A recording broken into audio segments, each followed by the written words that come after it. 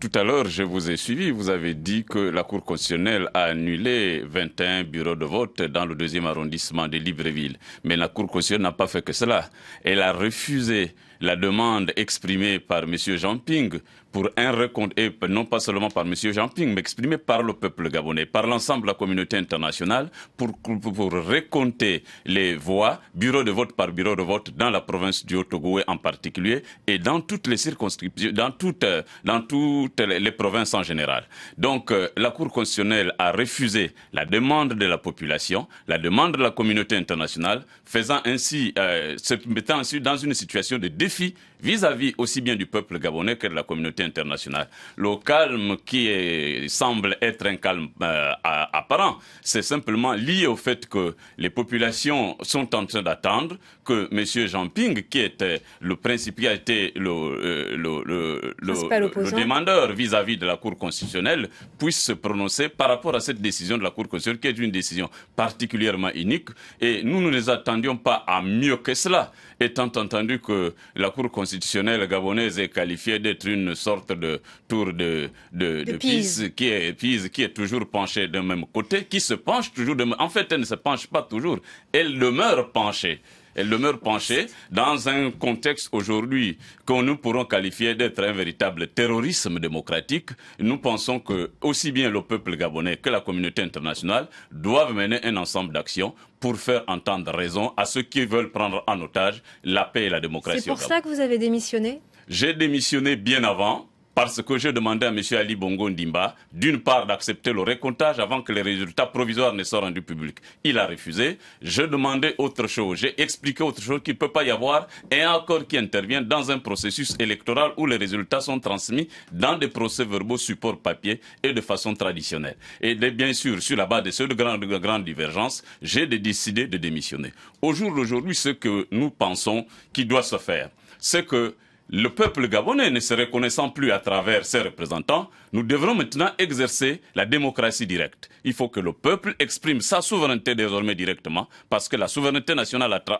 appartient au peuple, et exerce cette souveraineté à travers ses représentants. Avec sous contrôle international ? Sous contrôle international, et c'est à partir de ce moment, il faut reprendre les élections sous contrôle international, ou bien prendre un ensemble de mesures, un ensemble de sanctions qui peuvent être prises par la communauté internationale. D'une part, il faut que le peuple exprime sa souveraineté désormais directement, sans plus passer par des représentants qui n'en sont pas dignes. On a essayé toutes les institutions. Il se révèle que toutes les institutions représentatives ne sont pas dignes de l'être. Et vous avez vu, la première rupture a commencé par l'incendie de l'Assemblée nationale qui a été décidé par le peuple gabonais ne se reconnaissant plus à travers ses représentants. Pour l'instant, la situation reste calme, pour l'instant. Vous êtes en séjour à Paris, est-ce que ça veut dire que votre vie était menacée au Gabon ou pas ? Bien sûr que vous le saviez que ma vie a été menacée à plusieurs reprises, à 4 reprises effectivement au Gabon. Mais ce qui importe aujourd'hui, ce n'est pas la vie d'un individu, c'est de faire en sorte que le peuple gabonais puisse recouvrer son entière souveraineté, l'exerce directement jusqu'à ce qu'une élection transparente soit organisée ou encore jusqu'à ce que la vérification de procès-verbaux soit obtenue devant tous les observateurs internationaux. Vous avez constaté qu'ils ont refusé que les observateurs de l'Union européenne puissent participer à ce recomptage, alors que le recomptage n'avait rien d'illégal. Et même sur cette question de la légalité ou pas du recomptage, vous avez bien constaté que la Cour constitutionnelle ne s'est pas prononcée du tout sur cette question parce qu'elle sait que le recomptage est illégal, étant entendu qu'il n'est pas interdit. Et le recomptage est légal, étant entendu qu'il n'est pas interdit. Est-ce que d'autres personnes qui étaient dans le gouvernement d'Ali Bongo ou qui le soutenaient vont faire comme vous ? Ceux qui ne parviennent pas à le faire, c'est simplement parce qu'ils ont peur de représailles. Parce que, tout simplement, ils ont peur de représailles, comme je viens de le dire. Mais que dans tous les cas, indépendamment de ce que le peuple gabonais peut faire, la communauté internationale ayant été d'accord avec le peuple gabonais, elle doit pouvoir exercer son droit prévu par les institutions onigènes d'exercer la responsabilité de protéger un peuple en danger. Un peuple en danger sur 2 aspects, au niveau de l'atteinte de ses droits fondamentaux. Le droit à la vie n'est plus garanti en République gabonaise au regard du nombre de morts et du nombre d'enlèvements qui ont continué jusqu'à hier soir, des enlèvements et déportations, dont l'enlèvement et la déportation de l'ancien responsable des services de renseignement, monsieur Léon-Paul Ngouliakia, l'enlèvement du docteur Ngabanda et bien sûr l'assassinat l'assassinat de deux personnalités d'envergure au Gabon, un commandant de marine nationale, M.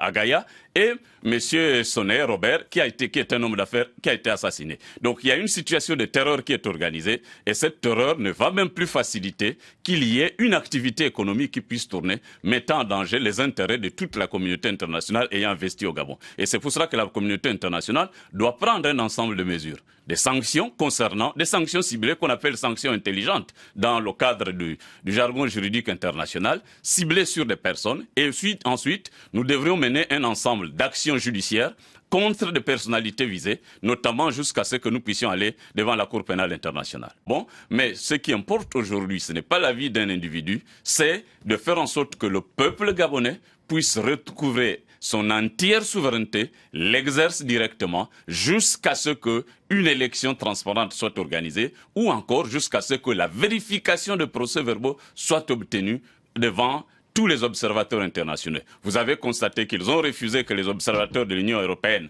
puissent participer à ce recomptage, alors que le recomptage n'avait rien d'illégal. Et même sur cette question de la légalité ou pas du recomptage, vous avez bien constaté que la Cour constitutionnelle ne s'est pas prononcée du tout sur cette question parce qu'elle sait que le recomptage est illégal, étant entendu qu'il n'est pas interdit. Et le recomptage est légal, étant entendu qu'il n'est pas interdit. Est-ce que d'autres personnes qui étaient dans le gouvernement d'Ali Bongo ou qui le soutenaient vont faire comme vous ? Apparent, c'est simplement lié au fait que les populations sont en train d'attendre que M. Jean Ping, qui était le principe, qui a été le demandeur vis-à-vis de la Cour constitutionnelle, puisse se prononcer par rapport à cette décision de la Cour constitutionnelle, qui est une décision particulièrement unique. Et nous ne les attendions pas à mieux que cela, étant entendu que la Cour constitutionnelle gabonaise est qualifiée d'être une sorte de tour de Pise, qui est toujours penchée d'un même côté, qui se penche toujours en fait, elle ne se penche pas toujours, elle demeure penchée. Elle demeure penchée dans un contexte aujourd'hui que nous pourrons qualifier d'être un véritable terrorisme démocratique. Nous pensons que aussi bien le peuple gabonais que la communauté internationale doivent mener un ensemble d'actions pour faire entendre raison vers cette souveraineté à travers ses représentants. Avec sous contrôle international ? Sous contrôle international, et c'est à partir de ce moment, il faut reprendre les élections sous contrôle international, ou bien prendre un ensemble de mesures, un ensemble de sanctions qui peuvent être prises par la communauté internationale. D'une part, il faut que le peuple exprime sa souveraineté désormais directement, sans plus passer par des représentants qui n'en sont pas dignes. On a essayé toutes les institutions. Il se révèle que toutes les institutions représentatives ne sont pas dignes de l'être. Et vous avez vu, la première rupture a commencé par l'incendie de l'Assemblée nationale qui a été décidé par le peuple gabonais ne se reconnaissant plus à travers ses représentants. Pour l'instant, la situation reste calme, pour l'instant. Vous êtes en séjour à Paris, est-ce que ça veut dire que votre vie était menacée au Gabon ou pas ? Bien sûr que vous le savez que ma vie a été menacée à plusieurs reprises, à 4 reprises effectivement au Gabon. À ceux qui veulent prendre en otage la paix et la démocratie au Gabon. C'est pour ça que vous avez démissionné ? J'ai démissionné bien avant. Parce que j'ai demandé à M. Ali Bongo Ndimba, d'une part, d'accepter le recomptage avant que les résultats provisoires ne soient rendus publics. Il a refusé. Je demandais autre chose. J'ai expliqué autre chose qu'il ne peut pas y avoir un accord qui intervient dans un processus électoral où les résultats sont transmis dans des procès-verbaux support papier et de façon traditionnelle. Et bien sûr, sur la base de ces grandes divergences, j'ai décidé de démissionner. Au jour d'aujourd'hui, ce que nous pensons qui doit se faire, c'est que le peuple gabonais ne se reconnaissant plus à travers ses représentants, nous devrons maintenant exercer la démocratie directe. Il faut que le peuple exprime sa souveraineté désormais directement, parce que la souveraineté nationale appartient au peuple et l'exerce. Tout à l'heure, je vous ai suivi, vous avez dit que la Cour constitutionnelle a annulé 21 bureaux de vote dans le 2e arrondissement de Libreville. Mais la Cour constitutionnelle n'a pas fait que cela. Elle a refusé la demande exprimée par M. Jean Ping pour un recompte, et non pas seulement par M. Jean Ping, mais exprimée par le peuple gabonais, par l'ensemble de la communauté internationale, pour recompter les voix, bureau de vote par bureau de vote, dans la province du Haut-Ogooué en particulier, et dans toutes les circonscriptions, dans toutes les provinces en général. Donc, la Cour constitutionnelle a refusé la demande de la population, la demande de la communauté internationale, faisant ainsi, se mettant ainsi dans une situation de défi vis-à-vis aussi bien du peuple gabonais que de la communauté internationale. Le calme qui semble être un calme